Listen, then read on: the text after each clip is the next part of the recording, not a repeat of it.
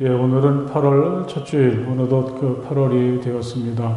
오늘 이 아침에 주님 앞에 나와서 예배 드리는 여러분들을 주님의 사랑으로 따뜻하게 환영합니다. 하나님의 은혜와 기쁨이 이 시간 우리 가운데 충만하시기를 기대하며, 이제 우리 다 함께 자리에서 일어나셔서 조용히 기도하심으로 성령 강림절 9번째 주일 공동 예배를 하나님께 드리겠습니다.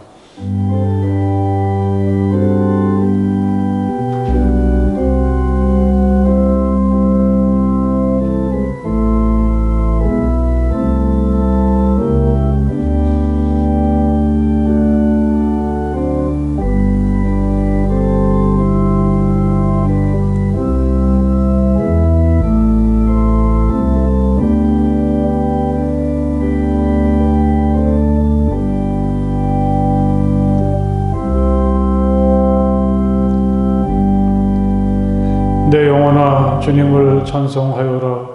마음을 다하여 그 거룩하신 이름을 찬송하여라. 내 영혼아 주님을 찬송하여라. 주님이 베푸신 모든 은혜를 잊지 말아라. 주님은 너의 모든 죄를 용서해 주시는 분, 모든 병을 고쳐 주시는 분, 생명을 파멸해서 성량해 주시는 분, 사랑과 자비로 단장하여 주시는 분, 평생을 좋은 것으로 흡족히 채워주시는 분, 내 젊음을 독수리처럼 늘 새롭게 해주시는 분이시다. 아멘.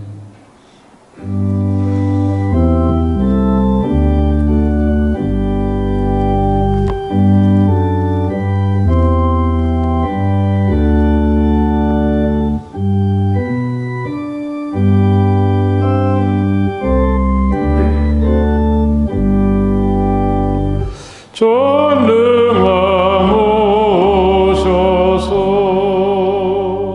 주 이름 찬송케 하옵소서. 영광과 권능의 성부여오셔서 우리를 다스려 주옵소서. 강생한 성자여 오셔서 기도를 들으소서. 택하신 백성들 복 내려주시고 거룩한 마음을 주옵소서. 위로의 주 성령 오셔서 큰 증거 주옵소서.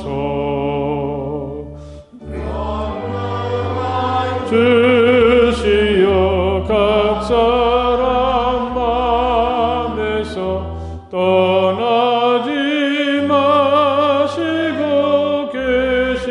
계십소서. 성삼위일체께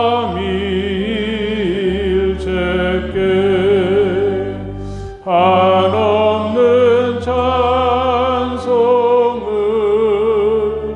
드립니다.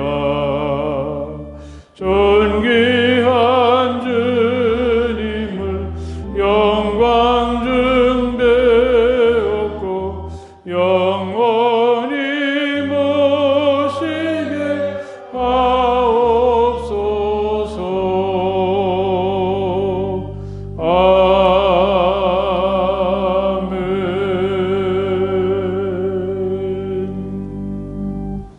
이 시간 우리 다 함께 조용히 침묵하시며 하나님께 기도드리겠습니다. 하나님, 제가 여기 있습니다. 따뜻한 사랑으로 저를 맞아주시고 또 제게 있는 부끄러움과 허물들을 다 용서해 주셔서 저를 새롭게 해주시고 제가 겪고 있는 아픔과 질병들을 치유해 주시기 원합니다. 우리 조용히 마음으로 하나님 앞에 기도드리시겠습니다.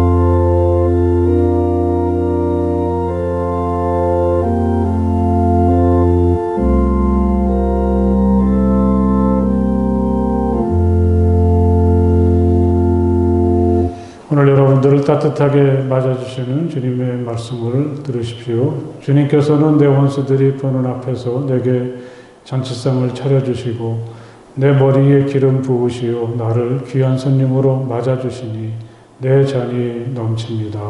아멘.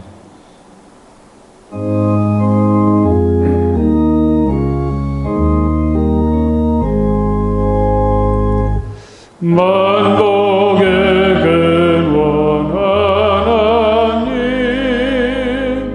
온 백성 찬송 드리고 저 천사여 찬송하세 찬송 성부 성자 성령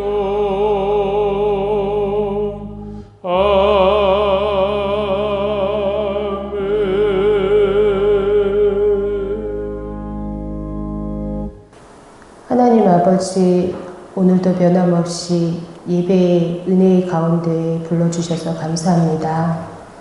우리가 하나님을 기쁘시게 하고 영화롭게 드리려고 예배를 드리는 것인데도 오히려 예배드리는 우리에게 더 큰 기쁨과 은혜를 주심을 감사드립니다.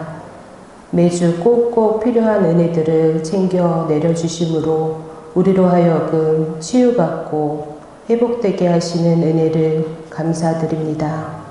오늘 이 시간 예배 가운데 주님께서 우리를 불러주신 그 부르심을 기억하게 하여 주옵소서.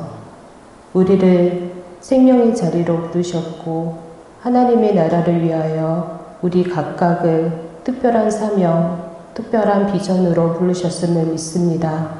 그러나 저희는 부르심의 자리를 회피하며 내 욕심을 따라 살고 있지 않는지, 그 부르심이 어느새 족쇄처럼 여겨져 엉뚱한 곳에서 고민하며 헤매며 그러고 있지는 않은지 돌아봅니다.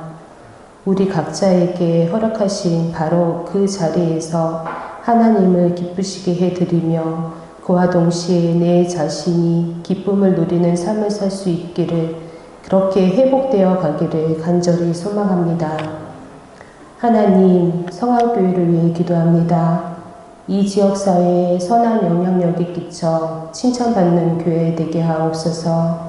주님의 몸된 교회를 통하여 크신 뜻을 이루실 때 각 지체인 저희들이 귀한 도구가 되게 하시고 주의 일에 동참하는 기쁨을 허락하여 주옵소서. 사랑의 하나님, 수개월 동안 코로나 위기 속에서도 성함의 가족들 모두 건강을 지켜주시고 평안케 하시니 감사합니다. 하루빨리 바이러스가 잠잠하게 하시어 다 같이 모여 찬양하며 예배 드릴 수 있는 날이 속히 올 수 있도록 하옵소서. 오늘 말씀 전하시는 목사님이 선포되는 말씀을 통해 우리를 향하신 주님의 분명한 생각을 깨닫게 하시고 설교를 들은 후에는 삶 속에서 순종하고 주께 반응하는 저희가 되길 소망합니다. 하나님께 오늘 예배를 모든 순서를 올려드립니다. 주께서 받아주시고 이곳의 통치자가 되어 주옵소서. 예수 그리스도의 이름으로 기도합니다. 아멘.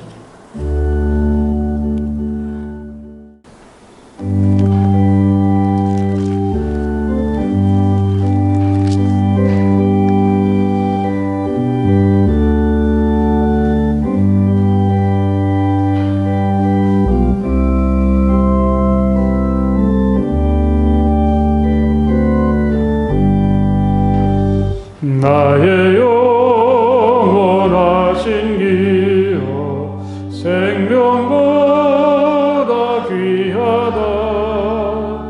나의 갈 길 다가도록 나와 동행하소서. 주께로 가까이 주께로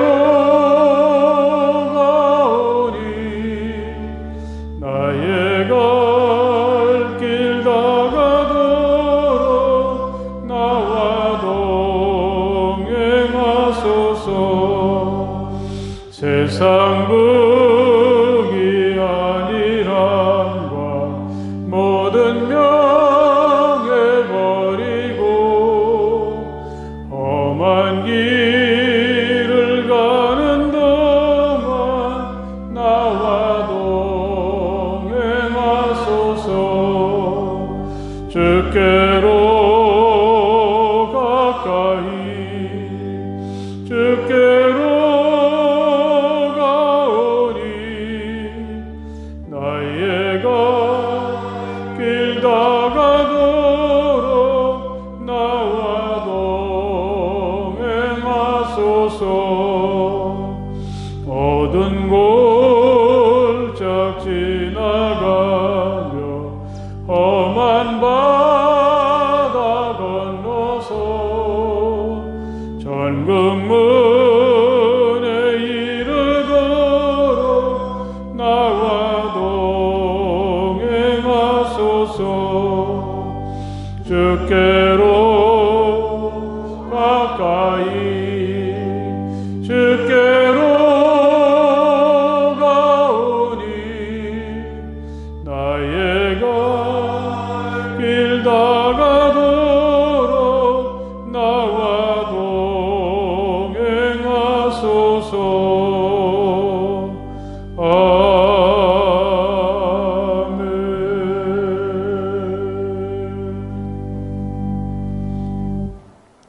오늘 하나님의 말씀은 마태복음서 14장의 말씀이 되겠습니다. 마태복음서 14장 13절에서부터 21절까지의 말씀을 다 찾으시기 바랍니다. 마태복음서 14장 13절에서 21절까지의 말씀입니다. 이제 제가 봉독하겠습니다. 예수께서 그 말을 들으시고 거기에서 배를 타고 따로 외딴 곳으로 물러가셨다. 이 소문이 퍼지니 무리가 여러 동네에서 몰려나와서 걸어서 예수를 따라왔다. 예수께서 배에서 내려서 큰 무리를 보시고 그들을 불쌍히 여기시고 그들 가운데서 앓는 사람들을 고쳐주셨다. 저녁때가 되니 제자들이 예수께 다가와서 말하였다. 여기는 빈들이고 날도 이미 저물었습니다. 그러니 무리를 헤쳐보내어 제각기 먹을 것을 사 먹게 마을로 보내시는 것이 좋겠습니다. 예수께서 그들에게 말씀하셨다. 그들이 물러갈 필요가 없다. 너희가 그들에게 먹을 것을 주어라. 제자들이 예수께 말하였다. 우리에게 있는 것이라고는 빵 5개와 물고기 2마리밖에 없습니다. 이때 예수께서 말씀하셨다. 그것들을 이리로 가져오너라.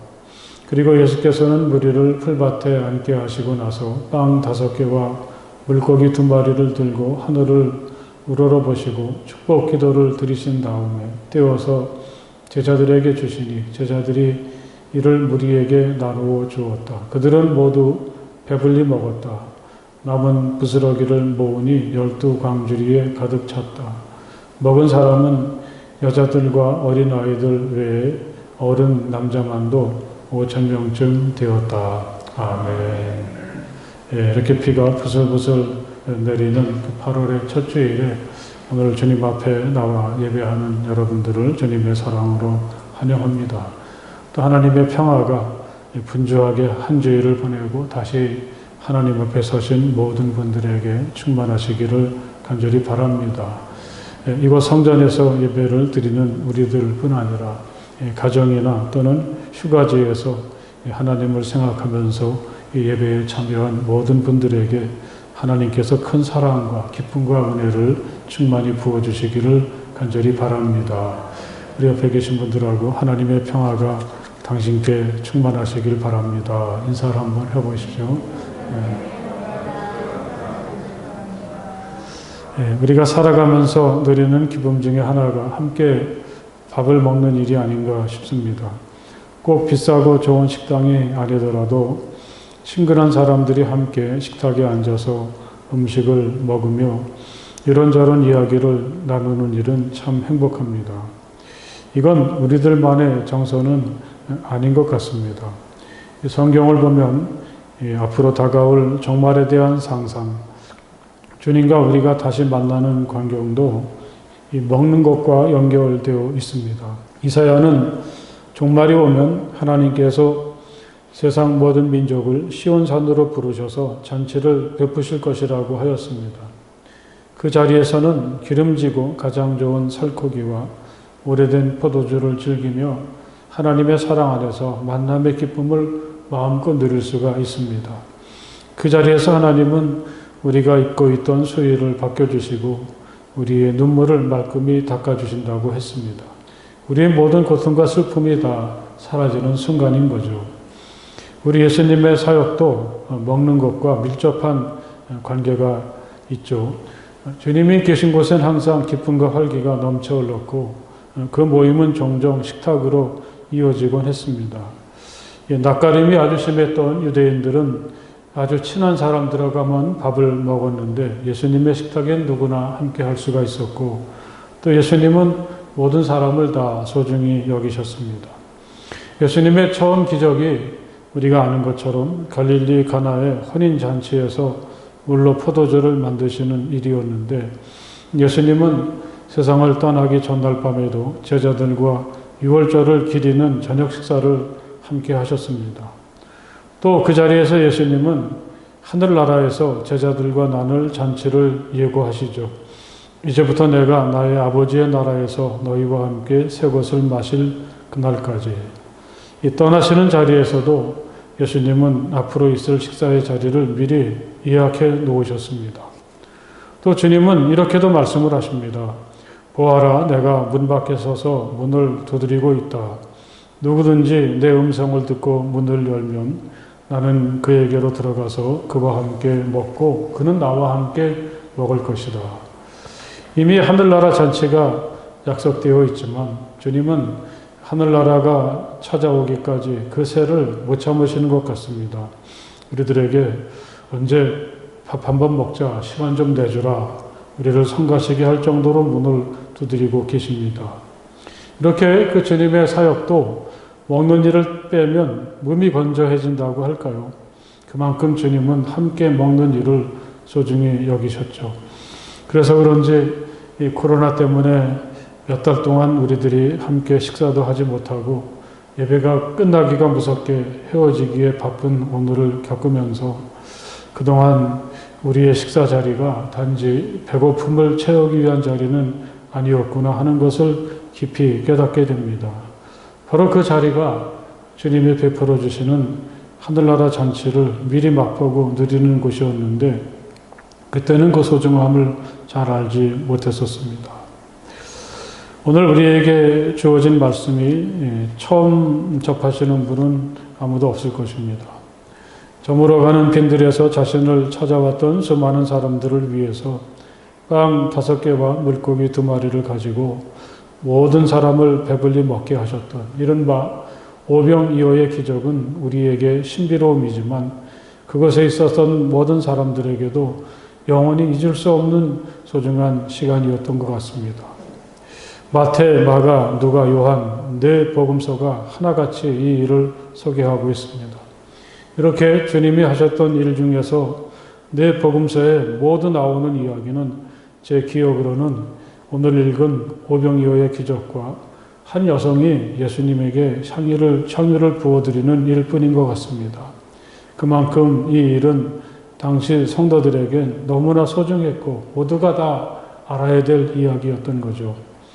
이렇게 네 복음서가 같은 일을 소개하지만 자세히 살펴보면 조금 차이가 있습니다.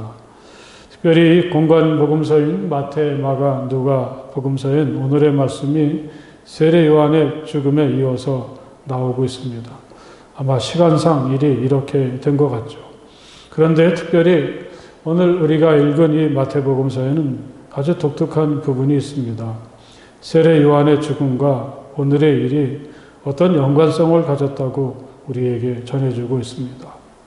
예수께서 그 말을 들으시고 오늘 말씀은 이렇게 시작하고 있는데 여기에서 예수께서 들은 어떤 말씀은 바로 세례 요한의 죽음에 대한 이야기였습니다.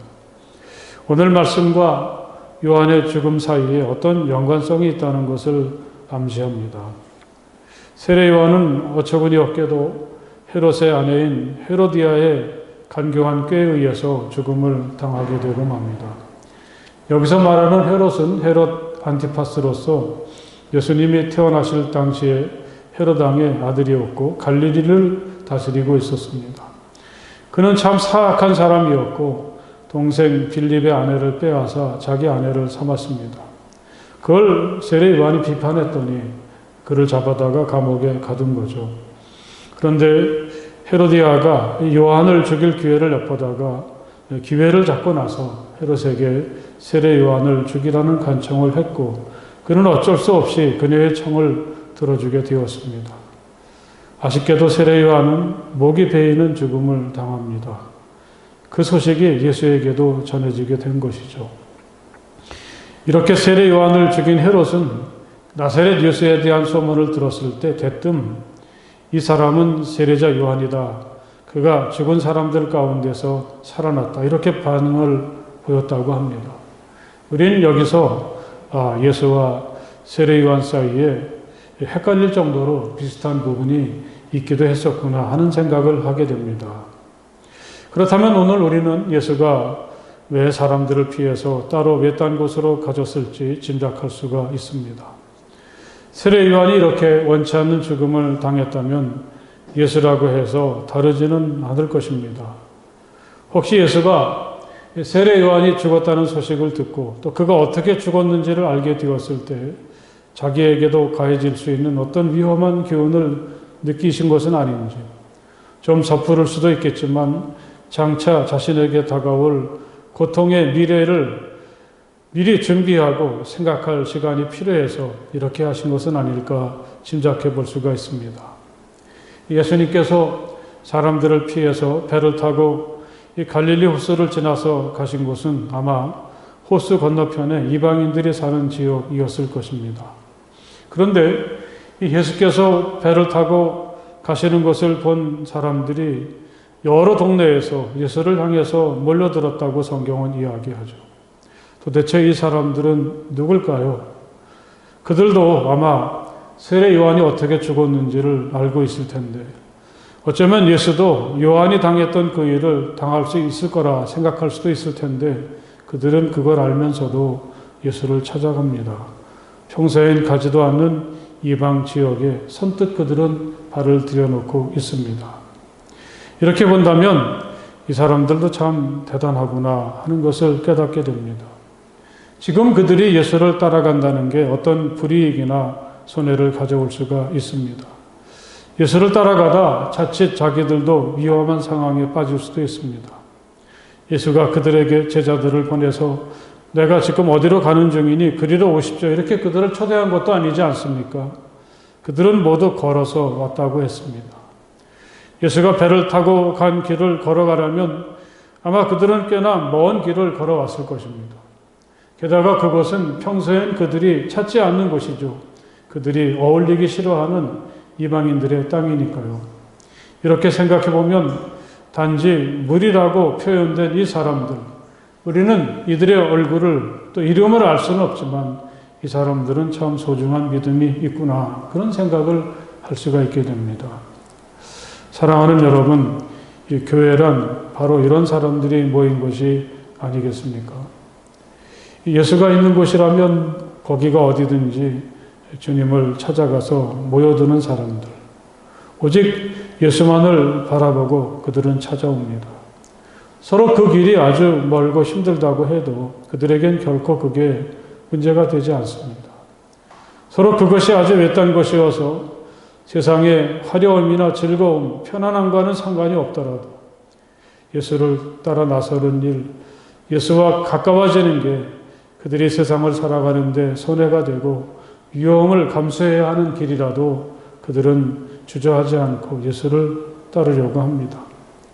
서로 그 자리가 자기들에겐 낯설고 불편한 것이라고 하더라도 거기에 예수가 계시기에 그것조차도 받아들이는 사람들이죠. 여기가 바로 오늘의 교회고 또 이 사람들이야말로 진정한 성도들이 아니겠습니까? 여러분, 우린 여기서 한번 자신을 좀 살펴봐야 되겠습니다.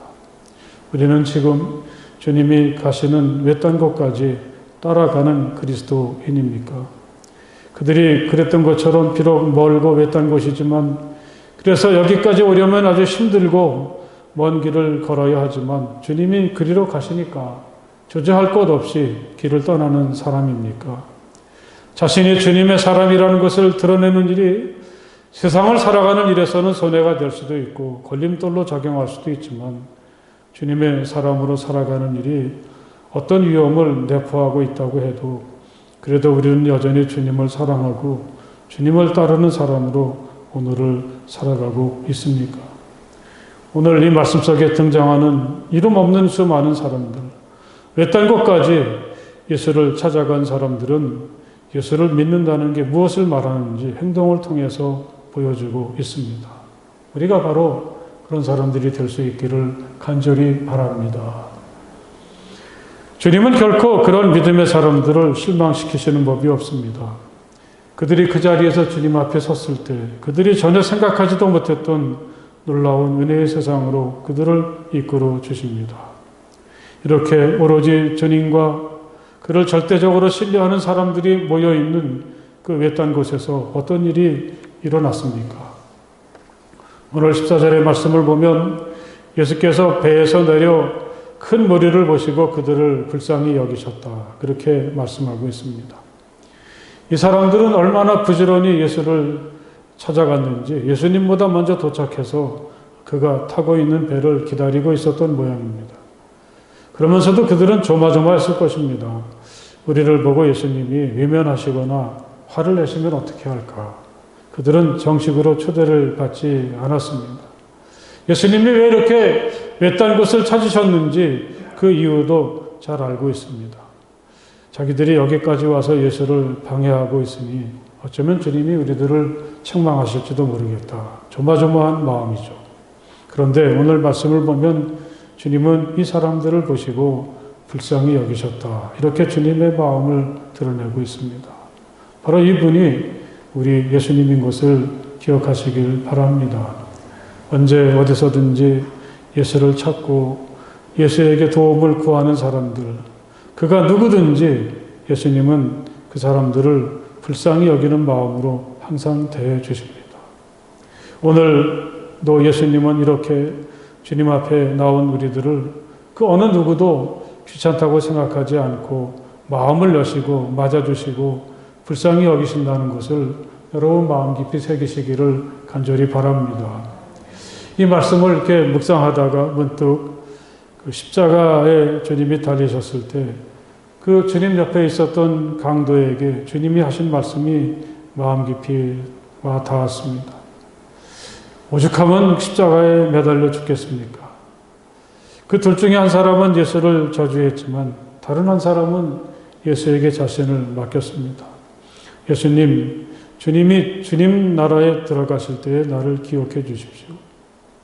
그가 예수에게 이렇게 부탁했을 때 주님은 이렇게 응답하십니다. 내가 진정으로 네게 말한다. 너는 오늘 나와 함께 낙원에 있을 것이다. 자신을 찾아오는 사람들에게 이렇게 따뜻한 사랑으로 환영해 주시고 영접해 주시는 분이 바로 우리 주님이신 것을 마음속에 새기시기를 간절히 바랍니다. 언제 어디서든지 우리 마음이 주님을 향하고 우리가 주님을 찾을 때 주님은 우리에게 깊은 사랑과 정성이 담긴 환대로 우리를 맞아주십니다. 이렇게 주님을 찾을 때마다, 주님을 예배할 때마다, 오늘 이러한 소중한 시간을 가질 때마다 여러분 모두에게 이런 확신과 믿음이 있기를 간절히 바랍니다. 주님은 언제나 우리들을 불쌍히 여겨주시고 따스한 사랑으로 환대해 주시죠. 이런 주님의 환대와 사랑이 우리의 낙원을 향한 여정을 시작하는 큰 힘이 되고 있습니다. 주님 앞에 나올 때마다 또는 언제 어떤 곳에서 어떤 모습으로 주님을 예배하고 주님을 바라볼 때마다 우리를 불쌍한 마음으로 맞아주시고 환대해 주시는 주님의 은혜가 충만하시기를 간절히 바랍니다. 또한 주님은 그들을 불쌍히 여기셨을 뿐 아니라 치유해 주십니다. 그들 가운데서 앓는 사람을 고쳐주셨다. 오늘 우리 가운데에서도 이렇게 우리 암과 질병을 치유해 주시는 주님의 은혜가 충만하시기를 간절히 바랍니다. 주님은 자신이 세상에 오셔서 하나님의 나라를 전파하시고 이루어 가실 때 그 길 중에 가장 소중한 것 중에 하나가 사람들을 치유하는 일에 있다고 생각하셨습니다. 물론 사람들을 가르치셔서 제자로 세우시기도 하고 하늘나라 복음을 선포하셔서 우리가 살고 있는 이 땅에서 하늘의 소망을 품게 하는 일도 하셨지만 사람들을 치유하시는 일에 정말 열심을 다하셨습니다. 우리가 마가복음서를 읽어보면 그런 특징이 더욱 두드러집니다. 가버나움 회당에서 안식일에 사람들에게 자신을 처음 드러내신 다음에 예수님의 사역은 곧바로 치유로 이어지게 되죠. 베드로의 집에 가셔서 열병이 걸렸던 그의 장모를 고쳐주시는 것으로부터 시작해서 안식일이 끝나는 저녁 무렵부터 소문을 듣고 찾아온 수많은 병자들을 예수님은 일일이 손을 얹어서 고쳐주시고 치유해 주십니다. 오늘도 예수님은 자신을 만나러 외딴 곳까지 나온 사람들을 일일이 살피시면서 그들의 병과 아픔을 치유해 주십니다. 이렇게 하시는 분이 바로 우리 주님이시라는 것을 믿으시기를 간절히 바랍니다. 주님께서 우리 아픔과 병을 고쳐주셨다는 것보다 마음 깊이 와닿는 말이 요즘 정말 없는 것 같습니다. 주님은 우리의 병을 고쳐주시고 치유해 주시는 분이시고 그걸 오늘도 행동을 통해서 우리에게 드러내 보여주셨습니다. 이 치유라는 말, 이 말이 요즘처럼 간절하고 마음 깊이 와닿는 때는 정말 없었습니다. 요즘은 인간의 의학이 많이 발달해서 사람이 고칠 수 없는 병이 점점 더 많아지는 것 같지만 웬일인지 주변에는 아픈 사람도 더 많아지는 것 같습니다. 저분은 주님께서 꼭 손을 얹어서 치유해 주셨으면 하고 간절하게 기도하게 되는 경우도 참 많습니다. 병원은 더 많아지고 사람을 고치는 데 도움을 주는 기술은 점점 더 발달하지만 그것으로도 할 수 없는 부분이 우리에겐 있지 않은가. 이 세상이 복잡해질수록 우린 누구나 치유하기 힘든 아픔을 가슴에 품고 끙끙거리며 오늘을 살 운명인 것 같습니다. 그런 우리를 고쳐주시고 치유하시는 분이 바로 우리의 그리스도이신 예수님이십니다. 그는 온갖 병에 걸린 사람들을 고쳐주시고 많은 귀신을 내쫓으셨다. 우리에게 불가능하고 고칠 수 없어 보이는 것들도 주님이 함께 하시면 가능하지 않습니까? 주님 앞에 나올 때마다 우리 모든 아픔과 상처를 고쳐주시는 주님의 은혜가 우리 가운데 충만하시기를 간절히 바랍니다. 이렇게 무리들이 주님의 환대를 받으며 병을 치유받는 사이에 시간이 흐르고 저녁 때가 되었습니다. 제자들은 예수님에게 이제 이쯤 하시고 사람들을 마을로 돌려보내십시오. 저녁들을 해결하게 하시는 게 좋겠습니다. 말씀을 드렸죠. 그랬더니 주님은 그들이 물러갈 필요가 없다. 너희가 그들에게 먹을 것을 주어라. 이렇게 대답하셨습니다. 제자들은 당황했습니다. 자기들에게 있는 것이라곤 빵 5개와 물고기 2마리 뿐인데 이걸 가지고 어떻게 이 많은 사람들을 다 먹일 수가 있겠습니까? 예수는 그것을 가져오라고 하셨습니다. 그리고는 사람들을 풀밭에 앉게 하십니다.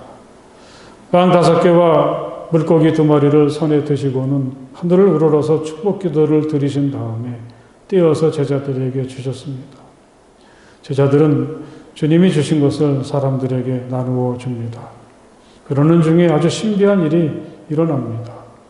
이 빵과 물고기를 아무리 나누어 주어도 그것이 없어지질 않습니다. 고작해야 1-2명 먹을까 하는 것인데 결국 그날 거기 있던 사람들 모두가 다 배불리 먹을 수가 있었습니다. 남은 부스러기를 모아보니까 12강줄이가 되었습니다. 거기에 있던 사람들은 대략 남자만 해도 5,000명이나 되었다고 합니다. 여러분, 이렇게 하시는 분이 바로 우리가 믿는 나사렛 예수이심을 믿으시기 바랍니다. 또 우리들에게도 이런 주님의 은혜가 충만하시기를 간절히 바랍니다. 여러분 한번 생각해 보십시오. 그날 그 외딴 곳에서 있었던 이 일은 단지 그날 한 번 있고 그치는 일입니까? 혹시 오늘 우리가 여기까지 오는 동안에 그때 일어났던 일은 다시 일어나지 않는 걸까요? 어떤 사람들은 이 일이 일어난 것이 마치 광야와도 흡사한 것이어서 이 일을 하나님께서 이스라엘이 광야 40년 동안 내내 만나를 내리셔서 그들이 먹고 그 힘든 길을 걸어가게 하셨던 일과 연관짓기도 합니다. 이스라엘은 만나로 굶주리지 않고 40년의 광야 생활을 견뎌내지 않았습니까? 어떤 사람들은 오늘의 이야기를 우리가 나누는 성만찬과 연결짓기도 합니다. 물론 성찬식에서는 이제 물고기는 없고 빵을 떼어서 나누는데 오늘 말씀도 가만히 보면 처음에는 이 기적이 빵 5개와 물고기 2마리로 시작하는데 이 물고기는 도중에 사라지죠. 주님께서 빵을 들어서 축복 기도를 드리시는 일이나 그것을 떼어서 제자들에게 또 사람들에게 나누어 주시는 행위는 마치 오늘 우리가 제안하는 성찬식의 한 장면을 보는 것 같습니다. 여러분, 생각지도 않게 이런 신비하고 놀라운 일을 겪었던 사람들의 기분은 어떠했을까요? 이건 정말 생각하지도 못했던 일이 아닙니까? 그들은 단지 거기서 주님이 자신들을 영접해 주시고 그래서 주님을 가까이 보고 주님의 음성만 들어도 참 좋았습니다. 예수님이 자기들의 상처를 어루만져 주시고 고쳐주셨을 때 이거보다 더 좋은 일은 없다고 생각을 했었는데 그런데 주님은 그들을 빵 5개와 물고기 2마리로 배불리 먹게 해 주셨습니다.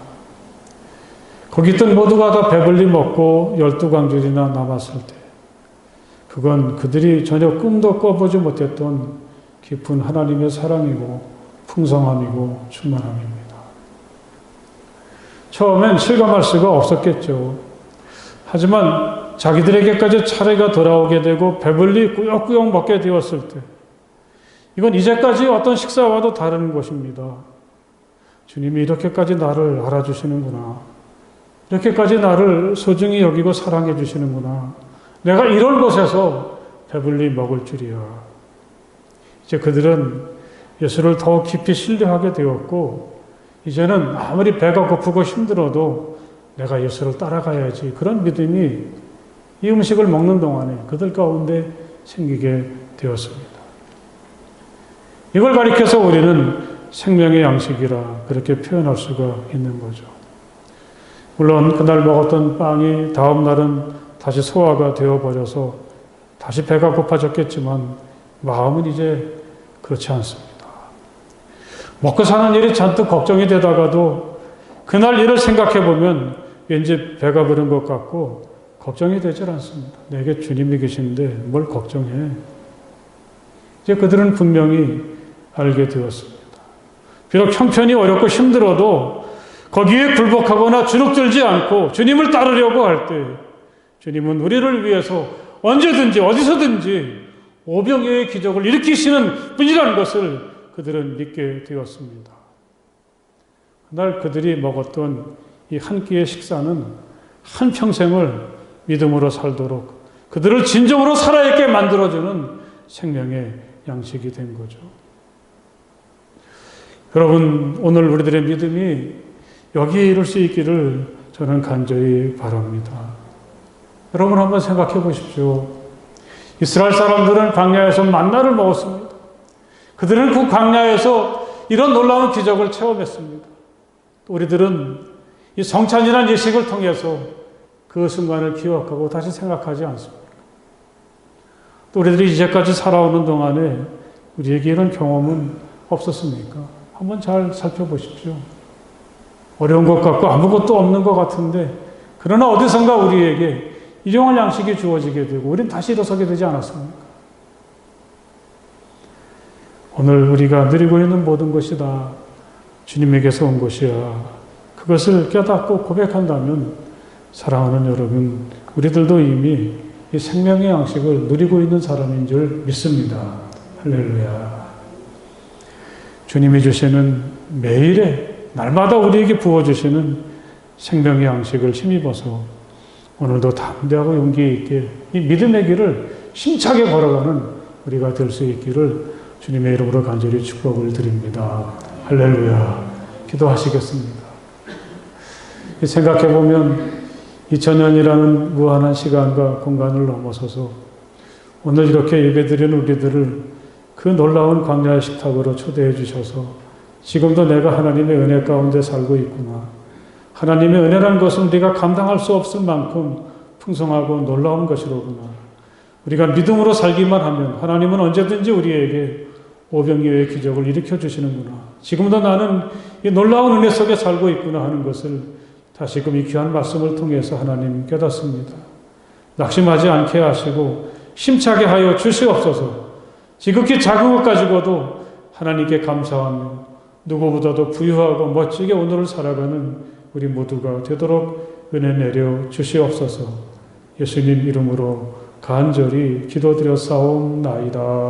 아멘. 할렐루야. 오늘 이렇게 주님 앞에 나와서 예배드리는 여러분들에게 하늘의 기쁨과 은혜가 충만하시기를 간절히 바랍니다. 옆에 계신 분들에게 참 반갑습니다. 네, 인사하십시오. 사랑하고 축복합니다. 네. 오늘 나가실 때 그 떡을 한 덩어리씩 꼭 가지고 가셔야 됩니다. 그리고 박승훈 권사님이 올해 결혼 40주년을 맞으셨는데 그 기쁨을 우리 교우들과 같이 나누고 싶다고 떡을 장만해 주셨으니까 꼭 한 덩어리씩 갖고 가시고 또 앞으로 40년 동안도 더 행복하게 잘 사시라고 가정을 위해서 축복해 주시고 기도해 주셨으면 좋겠습니다. 지난주에 우리 그 집회 통계를 보니까 어린이가 꼭 한 명 나왔더라고요. 제가 알기에는 우리 그 박서준 어린이가 이렇게 딱 한 명 나와서 예배를 드렸는데 그래서 좀 걱정이 됐습니다. 우리 교사들이 좀 맥 빠지고 실망하면 어떡하나 그렇게 걱정을 했더니 우리 목사님이 하시는 말씀이 그래도 열심히 잘 하고 있다고 그렇게 말씀을 해주셔서 위로가 되었습니다. 우리 교사들에게 정말 감사드립니다. 우리 교사들을 위해서 한번 박수 한번 여러분 좀 해주십시오.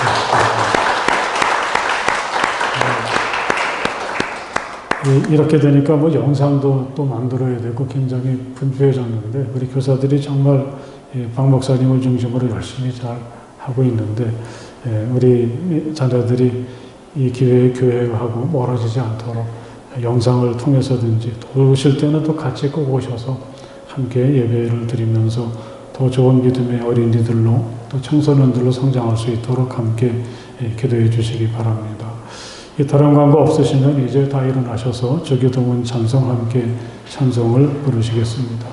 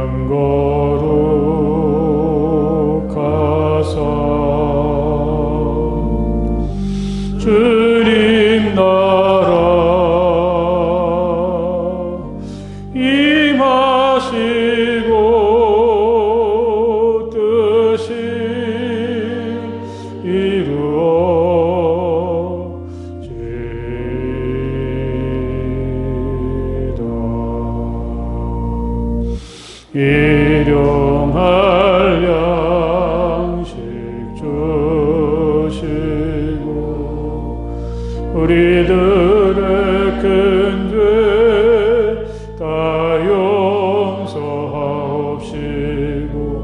또 시험에 들게 마시고 악에서 구원하소서. 대개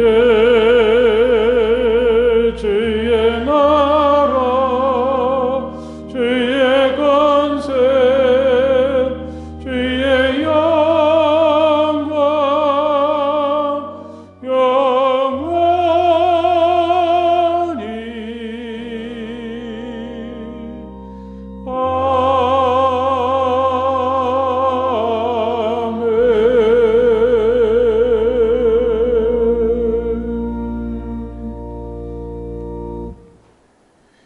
이제는 우리 주 예수 그리스도의 그 크신 은혜와 우리 아버지 하나님의 그 넓고 크신 사랑하심과 성령 안에서의 거룩한 사귐이 마음을 다해서 우리 주님을 찬양하고 예배하는 모든 주님의 자녀들 가운데 영원토록 함께하여 주시기를 간절히 축원하옵나이다.